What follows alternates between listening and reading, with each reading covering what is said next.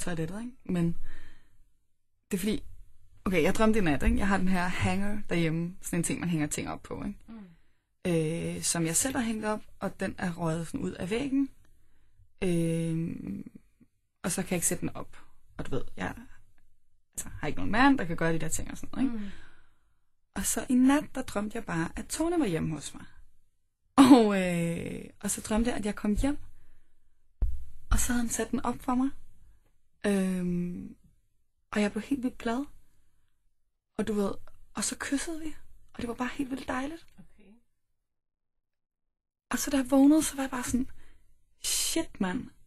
Fordi han er jo sammen med Anja og sådan noget der, ikke? Men jeg tror bare, du ved, at vi har snakket om det før og sådan noget der, ikke? Men jeg er bare rimelig, jeg tror måske, jeg er blevet lidt forelsket. Eller sådan, jeg ved ikke rigtig, hvad jeg skal gøre.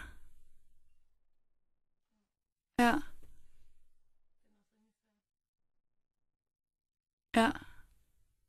Men altså, hvad, skal jeg sige det, eller? Du bliver nødt til at snakke med ham om det. Ja, fordi altså, så kan vi jo ikke lave køler mere. Det kan vi jo ikke. Tror jeg. Altså, han er bare så sød, ikke? Altså, så har han den her grønne t-shirt på i dag, ikke? Den er bare, altså... Ej, og så har vi ikke set den anden hele weekenden, og så kan jeg bare virkelig mærke, at jeg savnede ham. Ja. Altså, også selvom vi var til fest sammen i lørdags, så, fordi der var så mange mennesker og sådan noget der. Du ved, så er jeg bare hele tiden opmærksom på, at han er i rummet, ikke? Ja. Shit.